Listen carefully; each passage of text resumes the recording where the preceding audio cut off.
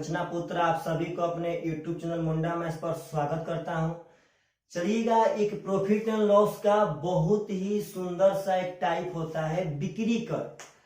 Profit and loss में बिक्री कर वाले जब क्वेश्चन एग्जाम में पूछे जाते हैं, विश्वास मानिए 99% विद्यार्थी इसको कभी पार्टनर साहब मतलब बनाते ही नहीं है क्वेश्चन को। यानी कि सेल टैक्स यानी बेचने पे जो कर लगता है उससे प्रॉफिट एंड लॉस में बहुत सारे क्वेश्चन आते हैं। और जब लड़का लोग के सामने इस पे क्वेश्चन आता है भाई जी, वह क्वेश्चन छोड़ के 9 2 11 हो जाता है, क्योंकि बिक्री कर का कॉन्सेप्ट किसी के पास रहता ही नहीं है। तो आज हम लोग इस वीडियो में बिक्री कर पे कॉन्सेप्ट पढ़ेंगे, या क्या होता है क्या नहीं होता है, इस पे क्वेश्चन पे प्रैक्टिस करेंगे और अंत तक पक्का बने रहिएगा मेरे भाई साहब। अंत में यदि आपको वीडियो बढ़िया लगे तब, यदि बढ़िया नहीं लगे तो कोई बात ना, पहले हम नहीं बोल रहे हैं, अंत तक आप बने रहिए। और अंत में यदि वीडियो बढ़िया लगता है तो आप इसको लाइक जरूर कीजिएगा और अपने दोस्तों के पास शेयर जरूर कीजिएगा, ताकि वह सब पार्टनर साहब पढ़ करके बिक्री कर के बारे में थोड़ा सा बढ़िया ज्ञान अर्जित कर ले। तो चलिएगा ध्यान से। सबसे पार्टनर साहब पहली बात बिक्री कर के बारे में। बिक्री कर के बारे में यदि हम जमीन पर रह करके बात करें तो समझना है प्रेम से कि अगर हम किसी दुकान पर गए, समझिएगा ध्यान से, चाहे छोड़िए दुकान, हम खुद दुकानदार बनते हैं, हम दुकानदार बनते हैं। अगर हम दिल्ली से कोई सामान 500 रुपया में खरीद कर लाए, समझना है प्रेम से, अगर हम दुकानदार बनते हैं और हम 500 रुपया में खरीद के लाए और हम कहते हैं कि हम भाई 100 रुपया का प्रॉफिट लेके कस्टमर को 600 में बेचेंगे, तो समझिएगा ध्यान से, हम यहाँ दुकानदार हैं तो यह मेरा विक्रय मूल्य हुआ, लेकिन यह कस्टमर का क्रय मूल्य है। दुकानदार का विक्रय मूल्य कस्टमर का क्रय मूल्य होता है। तो पहले बात समझना, अब इसको अलग ढंग से हम बोलते हैं। मान लीजिए कोई कस्टमर कोई सामान 600 रुपया में खरीदा, मान लीजिए आप हमसे 600 रुपया में खरीदे, तो जब आप हमसे 600 रुपया में खरीदे तो हम कितना में बेचे, तो हम 600 में बेचे। तो बस भारत सरकार या कोई भी सरकार यही कहती है कि बिक्री कर का मतलब है कि आप जितना में बेचेंगे उसी पे आपको टैक्स देना है। तो आप 600 में खरीदे तो हम 600 में बेचे, तो अगर हम 600 में बेचे तो इसी 600 पे सरकार टैक्स लेगी। तो सरकार बोलेगी देख भाई, आपको इस सामान पर 10% बिक्री कर देना है। तो हम तो आपको 600 में बेच रहे थे और आप हमसे 600 में खरीद रहे थे, यानी कि हम 600 में बेचे, तो अब 600 का 10% यानी कि पार्टनर साहब हमें 60 रुपया बिक्री कर भरना पड़ेगा सरकार को। तो दुकानदार यहाँ पे क्या सोचता है, बोलता है कि बाप रे, हम तो 500 में खरीद के लाए, 100 रुपया लाभ रहे थे और 600 में बेच रहे थे। तो आप 600 में खरीद रहे थे मेरे भाई साहब, तो आप जब हम 600 में बेच रहे थे तब सरकार बोले कि भाई देखिए आपका 10% बिक्री कर लगेगा। तो जितना में हम बेचेंगे, जितना में हम बेचेंगे उस पे टैक्स लगेगा, जितना पे आप खरीद, देखिएगा दुकानदार के विक्रय मूल्य पर बिक्री कर लगता है और नहीं तो कस्टमर के क्रय मूल्य पर। क्यों? क्योंकि कस्टमर जितना में खरीदेगा उतने में दुकानदार बेचेगा, तो दुकानदार जितना में बेचेगा उसी पे टैक्स लगेगा। तो दुकानदार का 60 रुपया टैक्स देना है। तो भाई जी यहाँ आप प्रैक्टिकली समझिएगा कि दुनिया में कोई भी ऐसा दुकानदार नहीं होगा जो बोलेगा ठीक है हम आपको 600 में दे देंगे और अपने घर से 60 रुपया बिक्री कर भर देंगे। दुनिया में ऐसा कोई भी दुकानदार नहीं होगा जो बोलेगा ठीक है आप 600 में सामान लेकर के जाइए, जो इस पे बिक्री कर होगा हम अपने घर से भर देंगे। नहीं पार्टनर साहब, दुकानदार लोग क्या करते हैं कि बोलेंगे ना भाई आपको अब 600 ना, आप 660 रुपया में आपको हम यह सामान देंगे, क्योंकि 600 रुपया मेरा लाभ सही था और 60 रुपया उसका बिक्री कर देना है, यानी 660 रुपया। आप लोग कभी देखते होंगे पार्टनर साहब, चाहे देखिएगा इस तरह के किसी भी मतलब इंक पे या किसी भी डब्बा पे लिखा रहता है कि ऑल टैक्सेस सहित एमआरपी इतना, मतलब कि उसमें ऑल टैक्स इंक्लूड है, उसमें जितना लगेगा उसमें सब इंक्लूड है। तो यह भी वही बात, 500 में खरीदा 100 रुपया लाभ, यानी 600 में आपको बेच देता है। कब?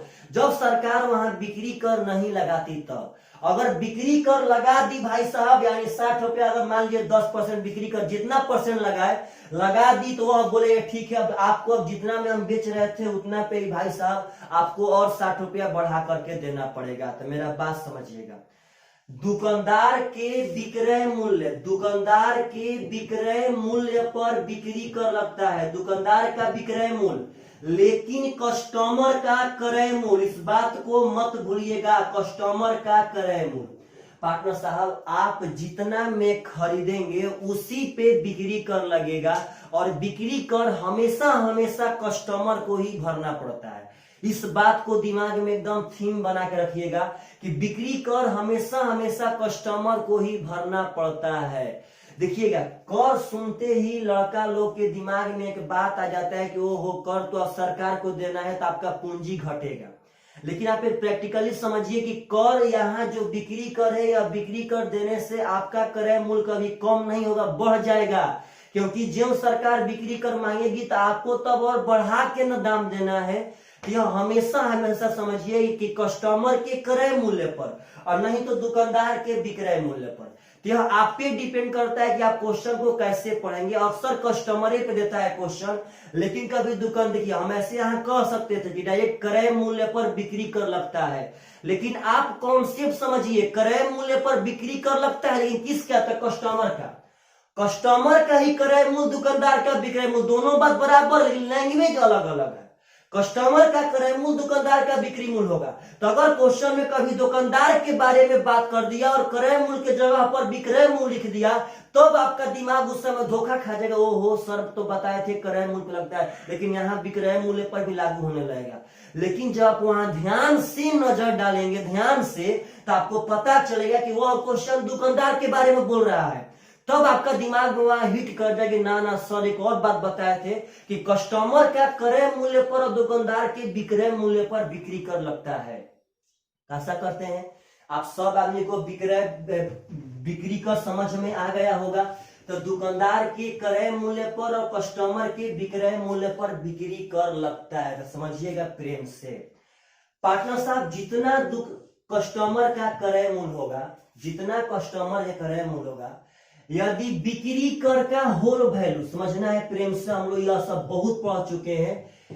बिक्री कर का होल वैल्यू निकाल कर, बिक्री कर का होल वैल्यू निकाल कर यदि क्रय मूल्य में सीधा गुणा कर देंगे, पार्टनर साहब वही बात है आपको हम बताए थे इसके थ्योरी में कि यदि हमको स्टार्ट वाला मालूम है और अंतिम वाला चाहिए तो सीधा गुणा करते हैं, सीधा गुणा।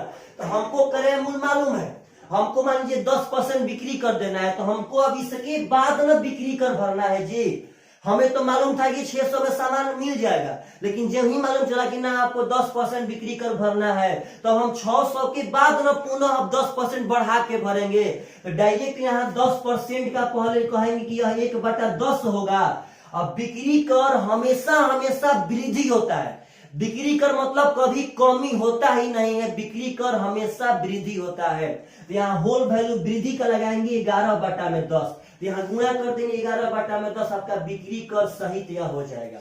यानी कस्टमर के क्रय मूल्य में होल वैल्यू का सीधा गुणा कर देंगे तो वह बिक्री कर सहित मूल्य हो जाएगा।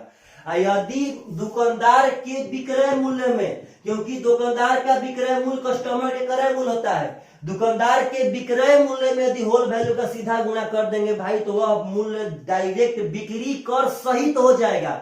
यानी उसमें उसका क्रय मूल्य भी शामिल है पार्टनर साहब, और उसका बिक्री कर भी शामिल है। तो बस होल वैल्यू का सीधा गुणा पे डिपेंड है। अब समझिएगा, यदि आपको कभी बिक्री कर सहित मूल्य मिल जाए, बिक्री कर सहित मूल्य मतलब कि ऐसा मूल्य जिसमें बिक्री कर शामिल हो, और वहां से पूछे कि उसका क्रय मूल्य क्या होगा, पार्टनर साहब को हमें सब बता चुके हैं। यदि बिक्री कर सहित मूल्य मिल जाए, वहां से पूछे कि उसका क्रय मूल्य क्या होगा, यानी आपको अंतिम वाला दे दिया है और शुरू वाला पूछ रहा है। जब अंतिम वाला देगा और शुरू वाला पूछेगा तो होल वैल्यू का उल्टा गुणा करेंगे। जब बिक्री कर सहित मूल्य मिल जाए, वहां से क्रय मूल्य पूछे कस्टमर का, तो भाई साहब वहां से उल्टा गुणा करना पड़ेगा, बस आपका वह क्रय मूल्य आ जाएगा। यह आपका थ्योरी था बिक्री कर का, जो आप लोग सवाल के बाद कभी भी एकदम सिंपल वे में बता रहे हैं। कैसे जैसे चाहेंगे आप वैसे समझिए, आप जैसे चाहेंगे वैसे समझिए, जैसे बनाना चाहते हैं वैसे बनाइए, इसमें कोई डाउट नहीं है। बस आप सब आदमी को बनाने आना चाहिए। तो बस एक बात मत भूलिएगा कि दुकानदार के विक्रय मूल्य पर बिक्री कर लगता है और कस्टमर के क्रय मूल्य पर बिक्री कर लगता है। और बिक्री कर हमेशा बढ़ के, देखिए कर जब ही आता है तो लड़का समझता है कि वो कर मतलब घटना होता है, लेकिन नहीं, कर मतलब घटेगा कब, जब इनकम टैक्स लागू होगा तब। क्योंकि इनकम टैक्स लागू होता है तो हम लोग का आय घट जाता है। हम 500 रुपया कमाए या 50 रुपया टैक्स भर दिए, मतलब पार्टनर साहब यहाँ 500 में से मेरा 50 रुपया घट गया। उस समय हम कमी का होल वैल्यू निकालते हैं, कब, जब इनकम टैक्स आय कर रहता है तब। अब बिक्री कर तो हमको यहाँ बढ़ा के देना है सरकार को जी, हमको तो यहाँ से बढ़ा के गवर्नमेंट को भरना है, तो बिक्री कर हमेशा वृद्धि वाला होता है। एक बात यहाँ से याद रखिएगा।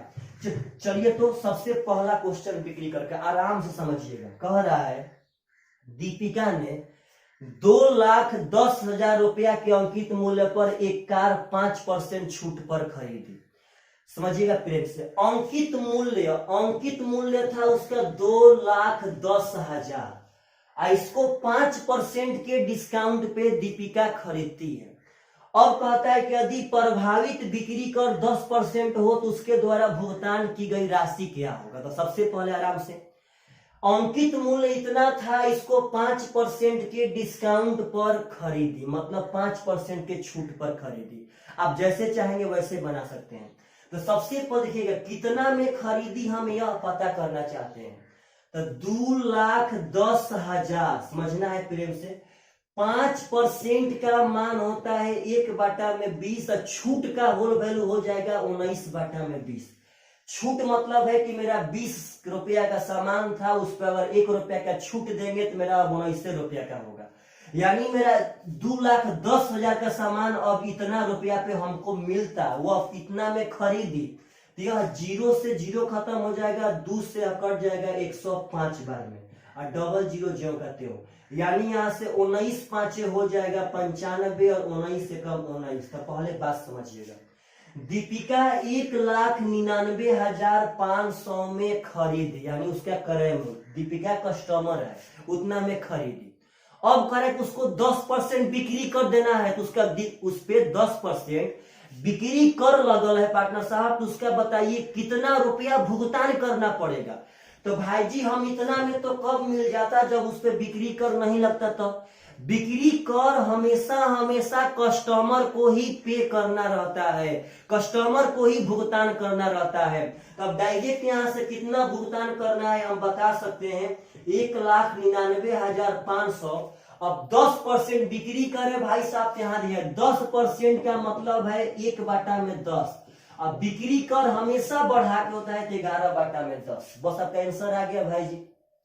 अभी जस्ट बताए थे हम कि क्रय मूल्य में बिक्री कर का होल वैल्यू का सीधा गुणा डायरेक्ट आपको बिक्री कर सहित मूल्य दे देगा। यानी इसका हम निकाल देंगे, अगर 11/10 तो 10 ले 0 खत्म, 11 5 55, 11 9 99 और 5 104, हाथ में 10, 11 9 99 और 10 109, हाथ में 10, 11 1 11 और 10 21। यानी वह सामान अब 2,19,450 रुपया भुगतान करने पे दीपिका को मिलता। आप ऐसे भी समझ सकते हैं, उस सामान का अंकित मूल्य था 2,10,000, उस पे 5% के डिस्काउंट पर खरीदी। तो 5% इसका जब निकालेंगे हम तो परसेंट से डबल सोना खत्म हो जाएगा, तो 2100 गुणे 5 हो जाएगा 10,500। बात समझिएगा, यानी कि हमको 10,500 रुपया छूट पे मिलता। तो भाई साहब 2,10,000 में से अगर 10,500 रुपया छूट मिल जाए, इसका मतलब है कि 1,99,500 पे हमें वह सामान खरीदने पर मिलता। समझिएगा एकदम आसान भाषा में कि हमें 5% छूट मिला, तो 2,10,000 का 5% होता है 10,500। इसका मतलब कि हमें 10,500 का छूट मिला। तो भाई जी अब 2,10,000 में अगर 10,500 घटा देंगे तो आ जाएगा 1,99,500।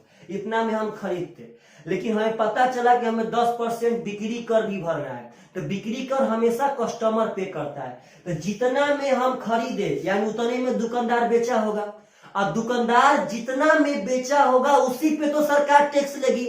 बात समझिए, जितना में हम खरीदे उतना में ही दुकानदार बेचा होगा, और जितना में दुकानदार बेचा होगा उसी पर सरकार टैक्स लेगी, तो सरकार उसी पर टैक्स लेगी। लेकिन वह दुकानदार अपने घर से ना भर के हम ही लोग से पैसा वह ले लेगा, पार्टनर साहब यह बढ़ा करके ले लेगा।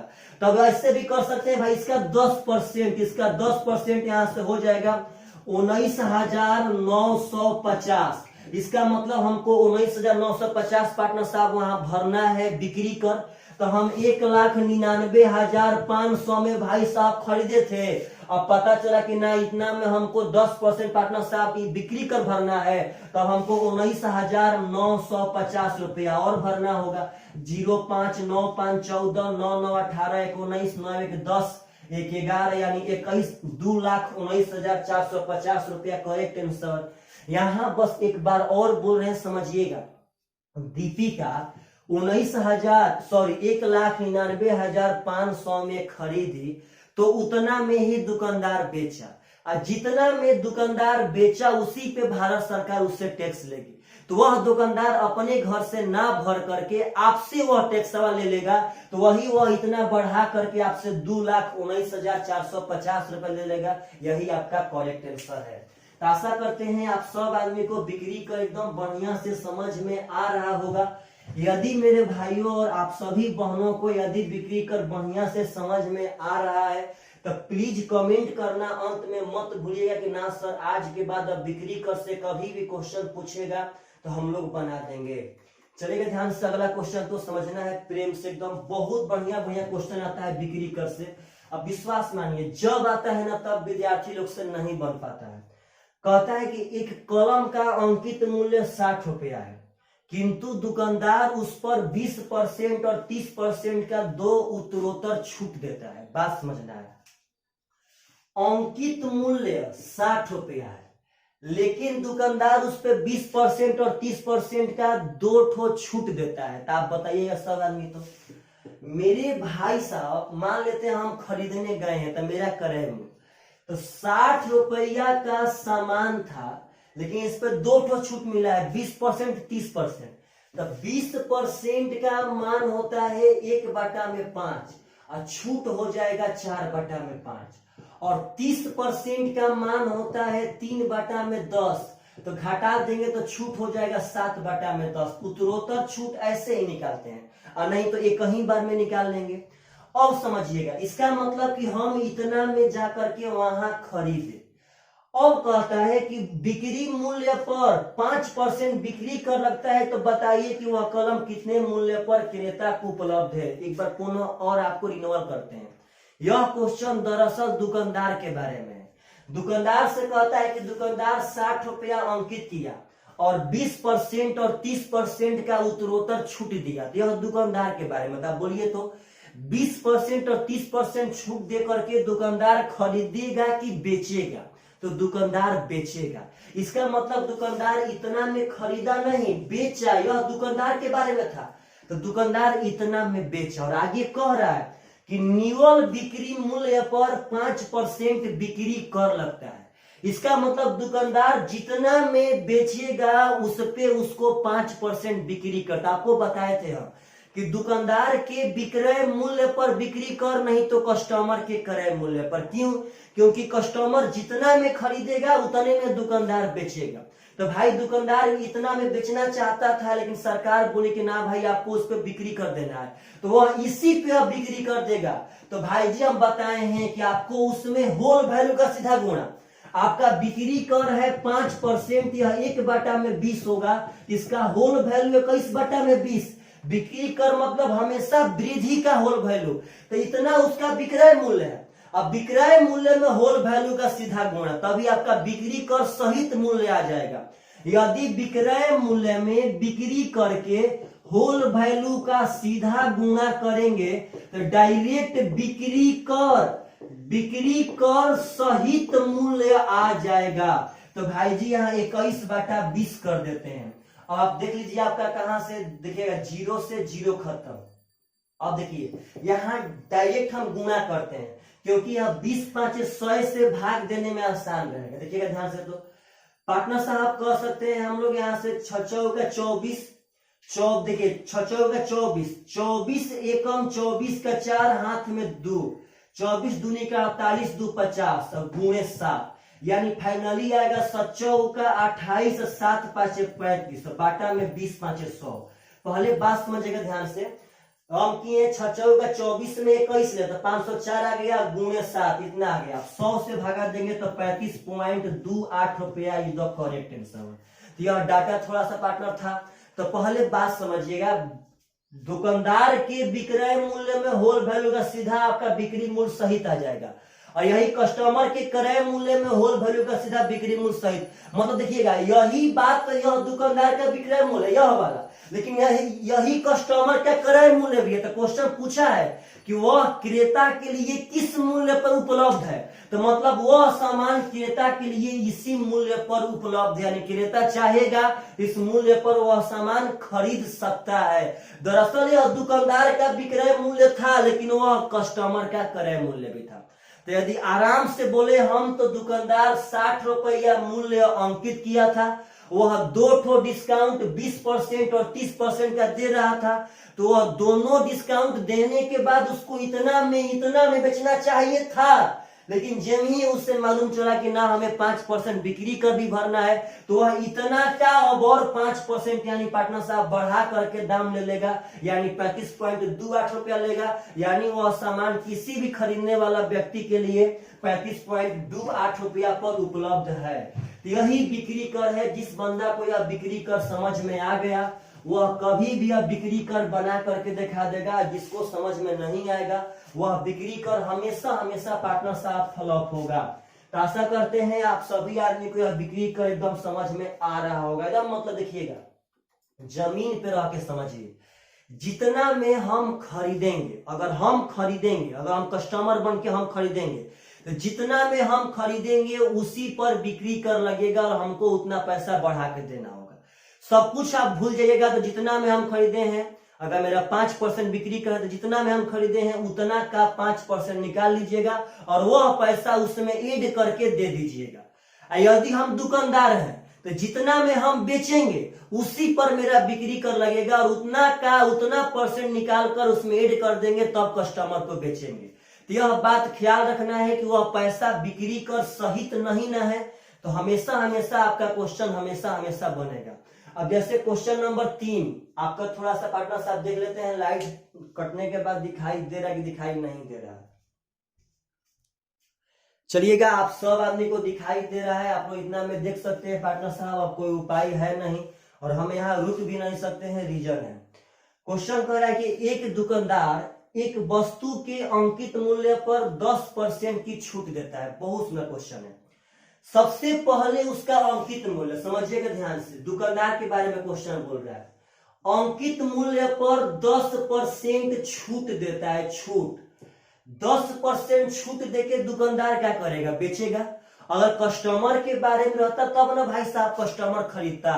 तो दुकानदार 10% छूट देके इतना में बेचता। समझिएगा ध्यान से, बहुत इंपॉर्टेंट क्वेश्चन है।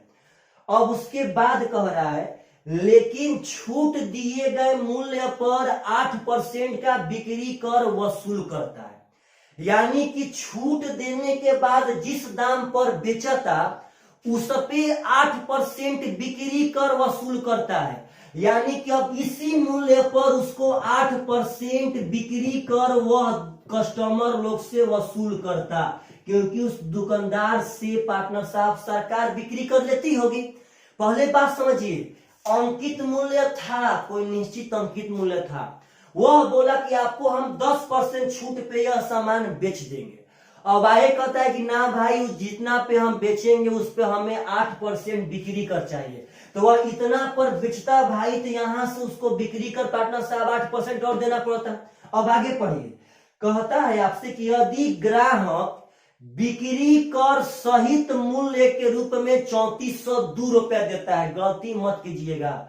जो ग्राहक है, कस्टमर है, बिक्री कर सहित यानी बिक्री कर सहित पार्टनर साहब वह ग्राहक उतना पैसा दिया है जिसमें बिक्री कर भी शामिल है। यानी बिक्री कर सहित यहाँ पार्टनर साहब जो मूल्य है वह मूल्य आपको दिया गया है कितना, तो 3402 रुपया। तो कहता है कि उसका अंकित मूल्य बता दीजिए क्या होगा।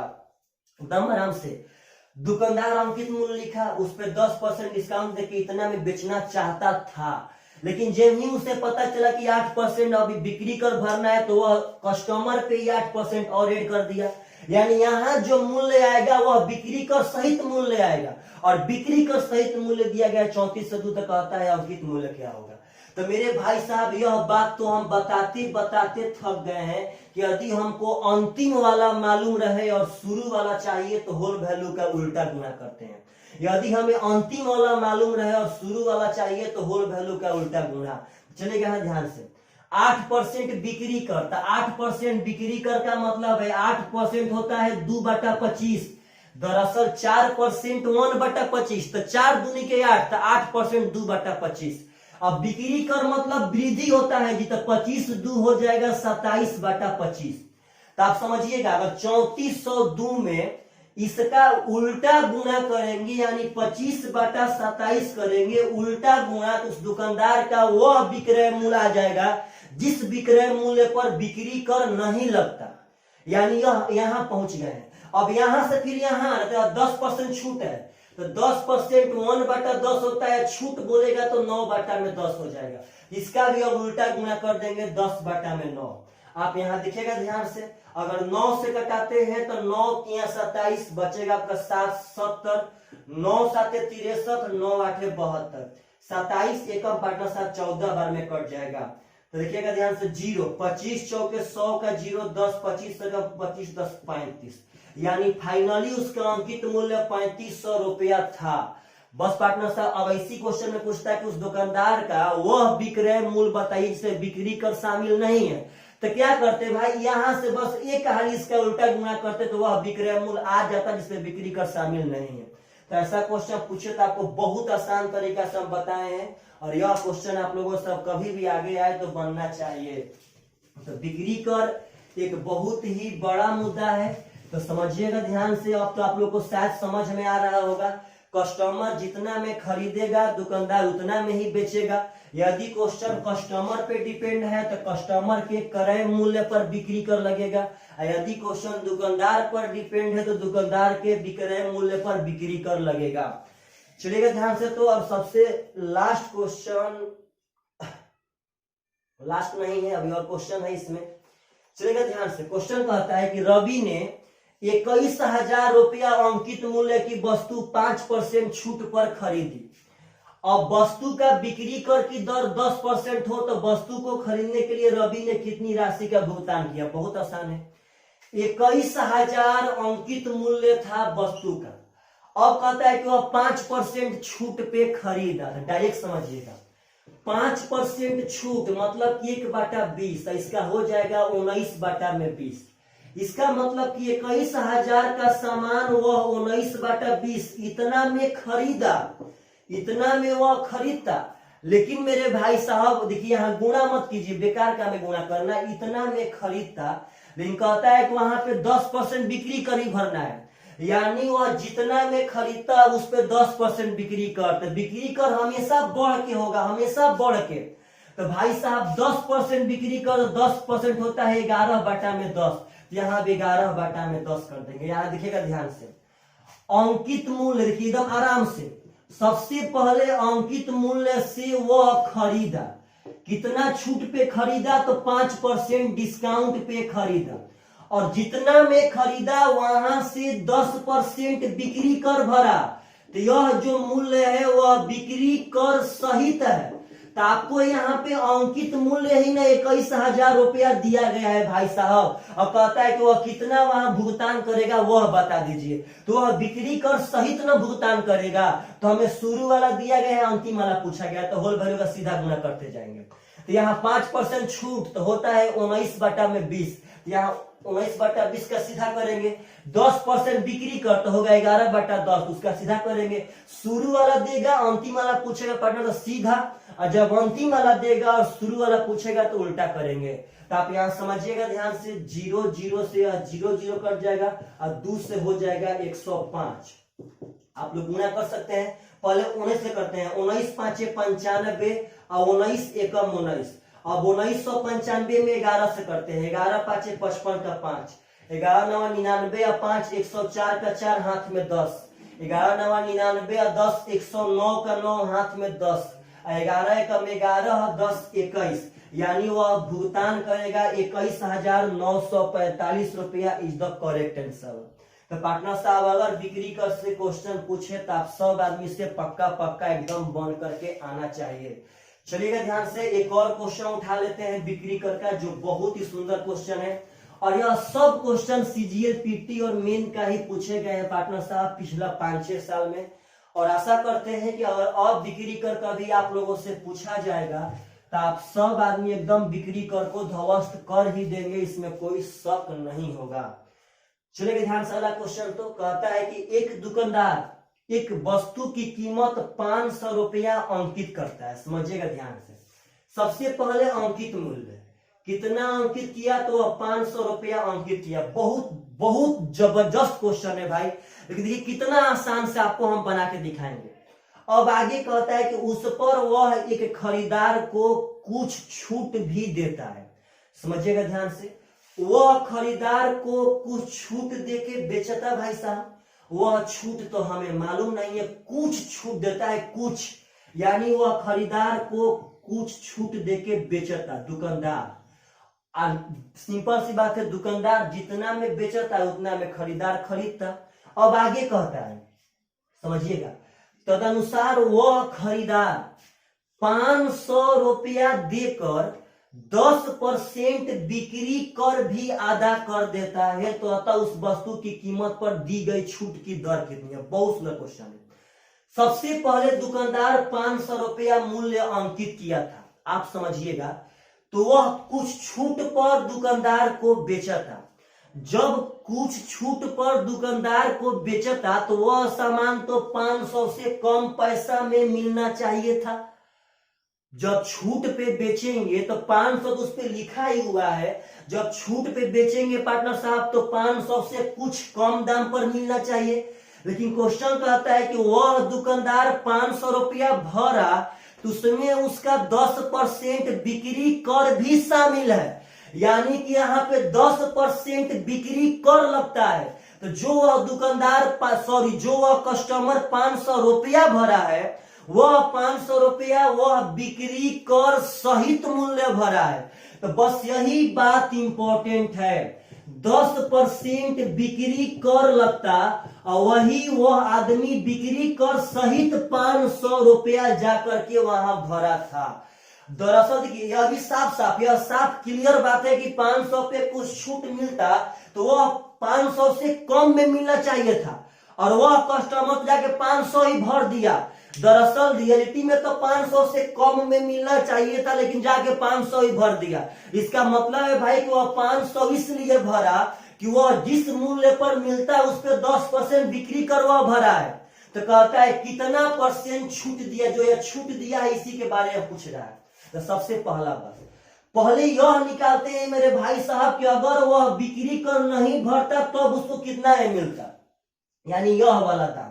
तो अगर यह वाला दाम निकालना है तो कुछ ना, एक बार उल्टा गुना, क्योंकि हमें अंतिम वाला मालूम है, शुरू वाला चाहिए। तो 10% का मतलब होता है 11 बटा में 10, उल्टा करेंगे तो हो जाएगा 10 बटा में 11, यानी फाइनली यहाँ पे 5000 बटा 11। अब समझिएगा, इसका मतलब है कि उसका अंकित मूल्य 500 था और वह दुकानदार जब छूट देके बेचता तो 5000 बटा 11 पर बेचता। अब भाई जी वह बिक्री कर दिया था तब ना वह 500 दुकानदार वहां पेड किया था। अगर बिक्री कर नहीं रहता तो वह दुकानदार इतना में ही उसको यह सामान दे देता 5000 बटा 11 में। तो पता कर लीजिए आप कितना यहां से छूट दिया। तो छूट निकालेंगे ऐसे, 500 रुपया बिक्री कर था, 500 रुपया पार्टनर साहब अंकित मूल्य था और इतना में बेचा था। इसका मतलब है कि 11 5 5500 माइनस 5000, 5500 माइनस 5000 मतलब 500 बटा 11 रुपया का छूट मिलता। बात समझिए, अगर यहाँ रहता 50 रुपया और बेचता 40 में तो भाई छूट कितना मिला, 10 रुपया का। तो घाटा कर ही ना लाए हैं। तो वैसे ही हम किए हैं कि 500 रुपया लिखल था, इतना में बेचता, तो आखिर कितना का छूट दिया? तो छूट दिया 500/11 का। तो यह 500/11 का छूट किस अंकित मूल्य पर दिया है? तो 500 पे दिया है। इसी 500 पे भाई 50 लिखल था, 40 में दिया, तो कितना छूट दिया? 10। तो आखिर वह 10 किस मूल्य पर छूट दिया? तो वह 50 रुपया पे छूट दिया। तो वही यह छूट किस पे है? तो यह अंकित मूल्य 500 पर है। तो बस भाई जी परसेंट के लिए 100 से गुना कर देंगे। 500 से 500 खत्म। यह हो जाएगा 100/11, यानी कि 9.1/11% इज द करेक्ट आंसर। यह सब जितने क्वेश्चन थे बहुत ही मस्त मस्त क्वेश्चन थे मेरे भाई साहब। यदि आप सभी मेरे भाइयों और बहनों को अगर बिक्री कर समझ में आ गया हो तो प्लीज कमेंट करना मत भूलिएगा। और अंत में पक्का एक बार और बोल रहे हैं, वीडियो को शेयर कीजिए। किसी के पास पढ़ने जाने की जरूरत नहीं है मेरे भाई साहब, आप लोग अब अपने से पढ़िए। आपको हम पढ़ाने के लिए हम रेगुलर कहते हैं भाई जी, हम फ्री में पढ़ाएंगे, टोटल मैथ पढ़ाएंगे, 0 लेवल से एडवांस लेवल तक पढ़ाएंगे। बस आप लोग वीडियो को शेयर करते रहिए। बाय बाय, टेक केयर, अपना ख्याल रखिए, अपने दोस्तों का ख्याल रखिए, अपने फैमिली का ख्याल रखिए। Bye bye.